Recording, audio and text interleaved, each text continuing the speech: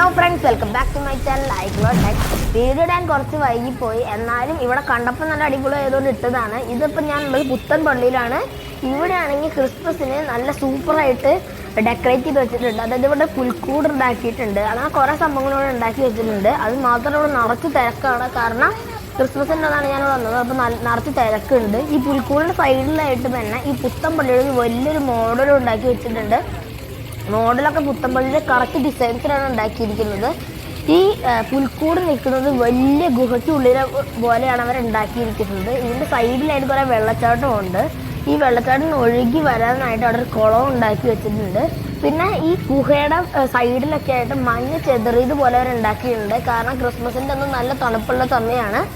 അതുമാത്രമല്ല, ഈ മഞ്ഞുള്ള രാത്രി തന്നെ നല്ല തണുപ്പും ഉണ്ടാവും. ഈ തണുപ്പിൽ നിന്ന് പ്രൊട്ടക്റ്റ് ചെയ്യാനായിട്ട് ആൾക്കാർ കൂടുതലും മരം കൊണ്ടുള്ള വീടുകളാണ് ഉണ്ടാക്കാറ്. അതുകൊണ്ട് തന്നെ ഇവിടെ കല്ലുകളും മരങ്ങളും കൊണ്ടാണ് ഇവിടെ സൈഡിലുള്ള ബാക്കിലുള്ള സീനറിയുള്ള വീടുകൾ ഉണ്ടാക്കിയിരിക്കുന്നത്. കറക്റ്റ് ഷെയ്ഡിങ് ഉപയോഗിച്ചാണ് ചെയ്തിരിക്കുന്നത്. ഇതിൻ്റെ ചുറ്റിനും നോക്കുകയാണെങ്കിൽ മരങ്ങൾ വെച്ച് തന്നെയാണ് ചെയ്തിരിക്കുന്നത്. അതിൻ്റെ മുകളിൽ ഷീറ്റ് വിരിച്ചിട്ടുണ്ട്. ഇതിൻ്റെ താഴെയാണെങ്കിൽ കുറേ രൂപങ്ങളൊക്കെ വെച്ചിട്ടാണ് ഡെക്കറേറ്റ് ചെയ്തിരിക്കുന്നത്. ഇവിടെ റെഡ് കളറിന് പ്രാധാന്യം കൊടുത്തിട്ടാണ് ഇവർ ചെയ്തിരിക്കുന്നത്. ഇവിടെ പണ്ട് കാലത്തെ വീടുകളും എങ്ങനെയായിരുന്നു അവരുടെ സ്റ്റൈലിൽ നമുക്ക് കാണിച്ചിട്ടാണ് ഇവർ ഉണ്ടാക്കിയിരിക്കുന്നത്. ഇവിടെ കുറേ ചെടികളും സൈഡിൽ കൂടെ അങ്ങനെ വളർന്നു വരുന്നതായിട്ട് കാണിക്കുന്നുണ്ട്. അപ്പോൾ ഇതാണ് ഞാൻ നേരത്തെ പറഞ്ഞ കുളം. അത് ആ വെള്ളമൊക്കെ ഒലിച്ച് വരാനുള്ളതായിട്ടുള്ള കുളം. ഇതിൻ്റെ സൈഡിലായിട്ട് കുറേ ചെടികളും നട്ടു വെച്ചിട്ടുണ്ട്. ഇവിടെ നോക്കുകയാണെങ്കിൽ ആ ഗുഹയുടെ പുറത്തേക്കായിട്ടും കുറേ രൂപങ്ങൾ കാണാൻ പറ്റും. അതുമാത്രമല്ല, സൈഡിലൊക്കെ ആയിട്ട് മഷ്റൂംസിൻ്റെ സ്റ്റാച്യൂസും വെച്ചിട്ടുണ്ട്. ഗുഹയ്ക്ക് പുറത്തായിട്ട് കൂടുതൽ ആനിമൽസിൻ്റെ രൂപങ്ങളാണ് വെച്ചിരിക്കുന്നത്.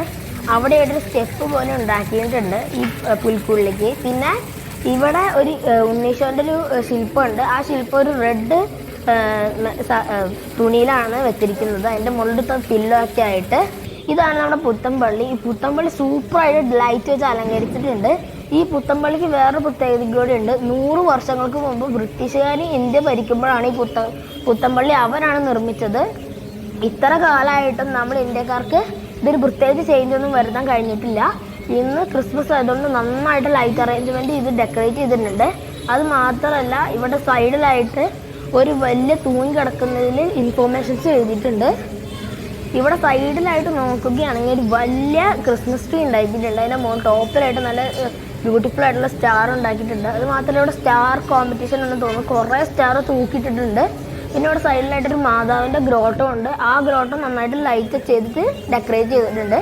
ഇതിന് ഉള്ളിലായിട്ട് യെല്ലോ ഷെയ്ഡ് ആയതുകൊണ്ട് നല്ല ഭംഗിയുണ്ട്.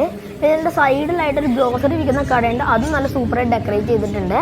ഇവിടെ നോക്കുകയാണെങ്കിൽ ഇവിടെ ആയിട്ടൊരു ക്രിസ്മസ് ട്രെയിൻ ഉണ്ടാക്കിയിട്ടുണ്ട്. ഇതിൻ്റെ പേര് ബസിലിക്ക എക്സ്പ്രസ് എന്നാണ്. കാരണം അന്ന് ബ്രിട്ടീഷുകാർ ഈ ചർച്ച് ഉണ്ടാക്കുമ്പോൾ ഈ ചർച്ചിന് ലോർഡ് ബസിലിക്ക ചർച്ച് എന്നാണ് പേരിട്ടത്. അതിൽ നിന്നാണ് ഈ ബസിലിക്ക എക്സ്പ്രസ് എന്ന വേർഡ് വന്നിരിക്കുന്നത്. ഇത് നല്ല സൂപ്പറായിട്ടുള്ളൊരു ക്രിസ്മസ് ട്രെയിനാണ്. അതിൻ്റെ മുകളിൽ സാന്താക്ലോസിൻ്റെ ഒരു ഡെക്കറേറ്റീവ് ഐറ്റം പോലെ ഒരു രൂപവും വെച്ചിട്ടുണ്ട്. ഈ ട്രെയിനിൻ്റെ സൈഡിലൊക്കെ ആയിട്ട് കുറേ ഗിഫ്റ്റാണ് വെച്ചിരിക്കുന്നത്. ഇതിൻ്റെ മുകളിലായിട്ട് തന്നെ ബസിലിക്ക എക്സ്പ്രസ് എന്ന് എഴുതിയിട്ടുണ്ട്. ഇതിൻ്റെ മുകളിൽ കുറേ ബെൽസും പിന്നെ ഒരു സർക്കിളായിട്ടുള്ള സാധനമൊക്കെ വെച്ചിട്ടാണ് ഡെക്കറേറ്റ് ചെയ്തിരിക്കുന്നത്. ഇവിടെ താഴെ ഈ ട്രെയിനിന് ഒരു ബേസ് ഉണ്ടാക്കിയിരിക്കുന്നത് റെഡ് കളറിലാണ്. അത് മാത്രമല്ല, ഇതിൻ്റെ ചുറ്റിനും നല്ല തിരക്കാണ്. ഇവിടെ നോക്കുകയാണെങ്കിൽ ഇവിടെ കുറച്ച് മരങ്ങളുണ്ട്. ആ മരങ്ങളുടെ മുകളിൽ കുറേ ലൈറ്റ് ഇട്ടിട്ടുണ്ട്. അതിൻ്റെ തൊട്ട് മുന്നിലായിട്ട് തന്നെയാണ് നമ്മുടെ ഡെക്കറേറ്റ് ചെയ്തിരിക്കുന്ന ക്രിസ്മസ് ട്രീ വരുന്നത്. അതിൻ്റെ ബാക്കിലായിട്ടൊരു യെല്ലോ ലൈറ്റും പിന്നെ ഈ ക്രിസ്മസ് ട്രീ മുഴുവനായിട്ടും വൈറ്റ് ലൈറ്റ് ഇട്ടാണ് ഡെക്കറേറ്റ് ചെയ്തിരിക്കുന്നത്. അതിൻ്റെ ടോപ്പിലായിട്ട് ബാക്കിലുള്ള യെല്ലോ ലൈറ്റിൻ്റെ എൻഡിങ് ആയിട്ട് ഒരു യെല്ലോ സ്റ്റാർ ഉണ്ടാക്കിയിട്ടുണ്ട്. അത് ഫുള്ളോട് ലൈറ്റ് കൊണ്ടാണ് ഉണ്ടാക്കിയിരിക്കുന്നത്. ഇനി നമുക്ക് സൈഡിലുള്ള സ്റ്റാറുകൾ കാണാം.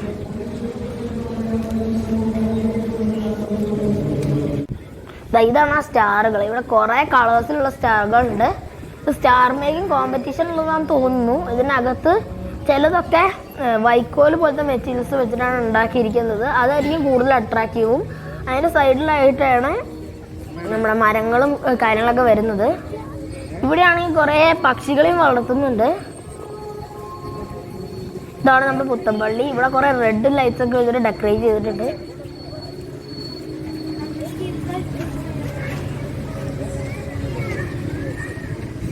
ഇതിൻ്റെ സൈഡിലായിട്ടൊരു മാതാവിൻ്റെ ഗ്രോട്ടോ ഉണ്ട്. ഇത് ശരിക്കും മാതാവിൻ്റെ ചർച്ച ആയതുകൊണ്ട് തന്നെ ഇതിന് ഭയങ്കര പ്രാധാന്യമാണ്.